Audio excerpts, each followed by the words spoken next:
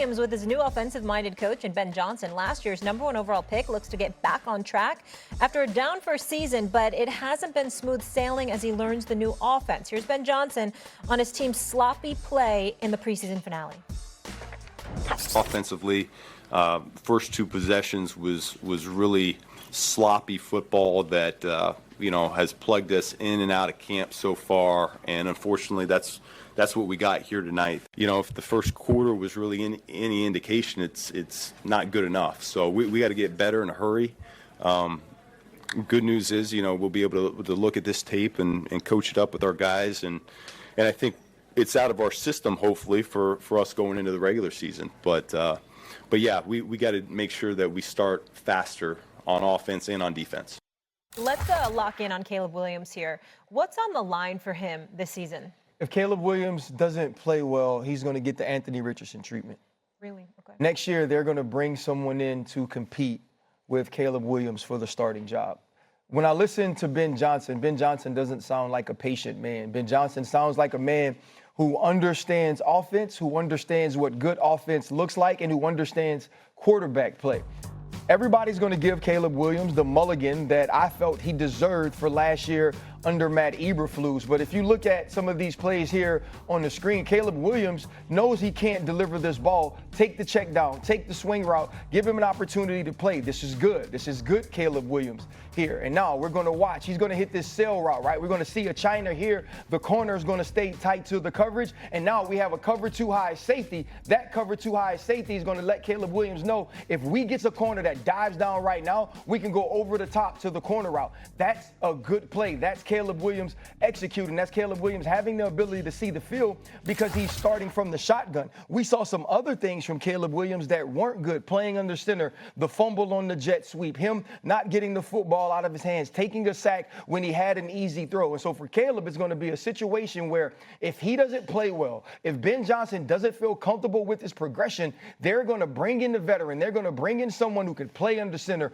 who can run play action pass, who can execute the run game to the pass game and make things look similar the way we saw Jared Goff next year.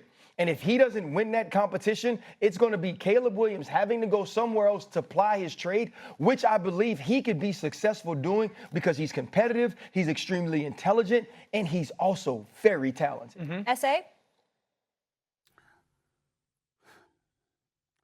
RC's not wrong, of course. I mean, I get where he's coming from. It's just that I have a hard time stomaching putting Caleb Williams in the same sentence as Anthony Richardson in any way. I just don't see it. I mean, I just think that last year, this brother was on suicide watch, being sacked 68 times, about 16 times more than anybody else in the National Football League. Now, certainly some of that he was culpable for because you're holding on the ball for a little bit too long, and we get that, and that's something that he's going to have to clean up. And you're right about Ben Johnson. He's not going to be very patient. This is a man that really, really established himself, especially over the last 2 years in Detroit as his offensive coordinator, and his play calling. Their offense was pretty damn elite, and he know what he was brought there to do. It can't be one of those situations where patience is the order of the day. They believe they've got a team that can at very least can compete right now.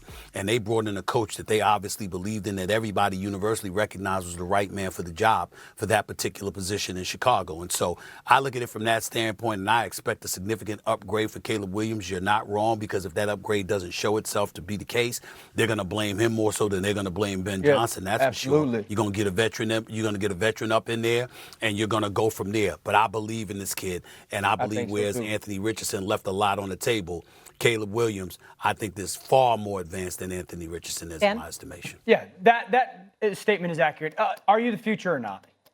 They'll know. They'll know after this season, like, yeah, we got a chance with this guy, or uh-oh.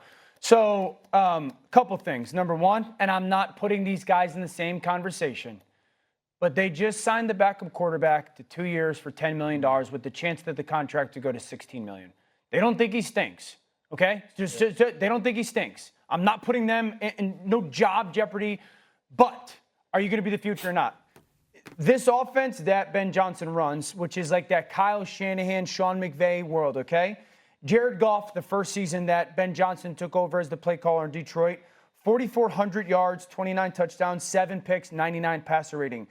Tua Tagovailoa, his first year with Mike McDaniel, very similar scheme. His first year under Mike McDaniel, 3,500 yards, 25 touchdowns, 8 picks, a 105 passer rating. Jordan Love, his first year under Matt LaFleur, very similar scheme. In 2023, 32 touchdowns, 11 interceptions, a 96 passer rating. Kevin Stefanski's first year with Baker Mayfield, 27 touchdowns, 8 interceptions. So the expectation is that Caleb Williams is going to eclipse 30 touchdowns, 4,000 yards, and have a passer rating somewhere north of the high 90s. And if he doesn't get there, there will be questions in the building if he is the future. What about the fact that last season he was sacked 68 times, 16 more than any other quarterback? How does that play into the equation?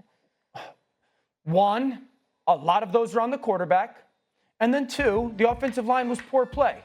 The number one thing Caleb has to do is play faster, is to not play hero ball, is to not hold on to the football.